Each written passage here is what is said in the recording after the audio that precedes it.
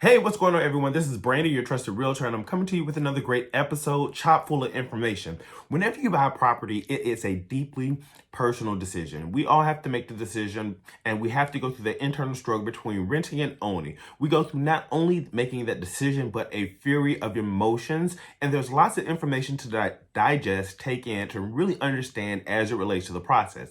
Part of what I want to talk to you today about is condos and my perspective on buying a condo and things that you should think about when considering condos in your selection process. Let's get into it. Condos, like any other type of property, we're going to have to define so we are all on the same page or the same sheet of music. Condos for this discussion are going to be common living areas that are usually isolated or contained within the same building with shared amenities amongst the total people that live there. The individuals that are in that unit usually own the individual apartment buildings or apartment style units, which has four walls, right? So that's for the purpose of this presentation, right? That's what a condo is.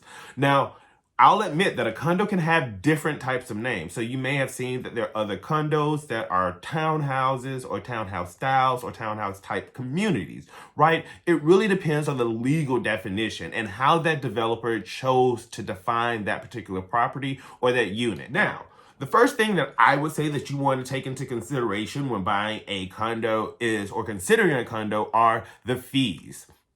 The condo fees are really important because you have to pay those every month on top of your monthly mortgage payment. That's right. So each month you're paying an additional cost, and that additional cost is going to be broken up across different buckets to cover different expenses. A lot of times, those condo association fees will cover things like lawn and maintenance care, or they will cover things like snow removal. And in some instances, you'll even find that your condo fee will cover the cost of some of your utilities. But it's really important that you have an idea up front what those fees cover and what the impact is going to be to you. My favorite saying is the juice worth the squeeze? And sometimes it's not always the case that the amount, or at least from my personal consideration, the amount that a condo association is asking versus what they are providing, sometimes I find myself in conflict, but ultimately the decision is always up to the buyer, and I always leave it up to them when they're making that choice.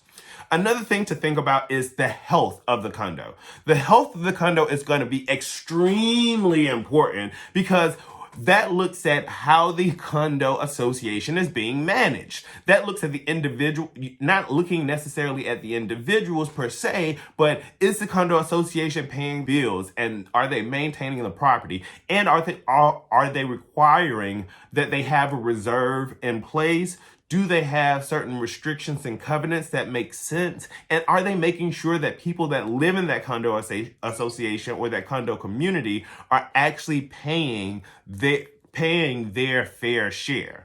That's really important because the health of the condo association also goes back to delinquency rate. That is how many individuals in the community, or what the percentages of the people that live there that are not making their payments. That has a couple implications. One, that'll impact your terminal value for the property because it reduces the total population of individuals that can come to that community and buy. Because FHA, the Federal Housing Administration, has a requirement that says that condos cannot have a delinquency rate lower than X%, right? That is important metric for you to be able to keep an eye of and to be able to answer that question. One key indicator of whether or not a condo association's health is strong is whether or not they are accepting FHA loans. If they say that they are not accepting FHA loans, typically that means something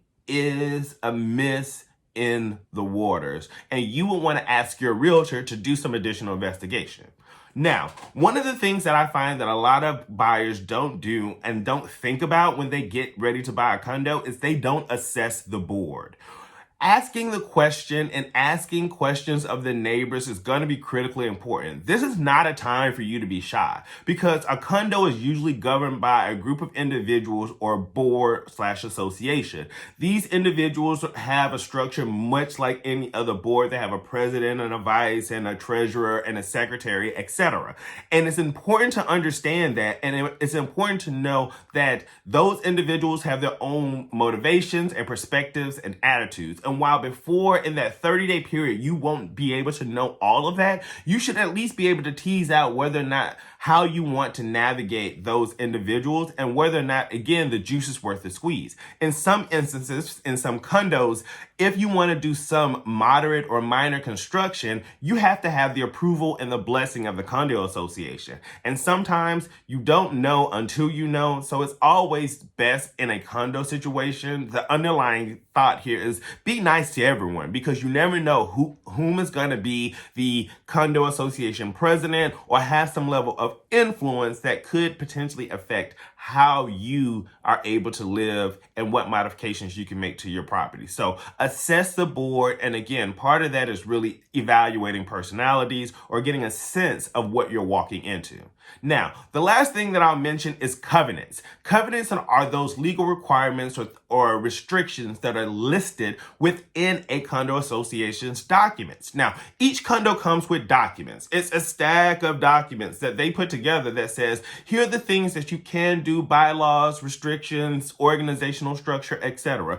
And the depth and breadth of those documents look different for every condo association. So they won't all have the same quality or caliber of documentation, but they typically have some documents. And those covenants spell out to you what things you can do. In fact, fun fact, there are some condos that do not allow you, or condo associations that do not allow you to have animals, specifically pets like dogs or cats, or they restrict the type of pet that you can have or the weight of the pet that you can have. This could be a problem to someone that's moving into an area or a building, loves the area purely because of proximity.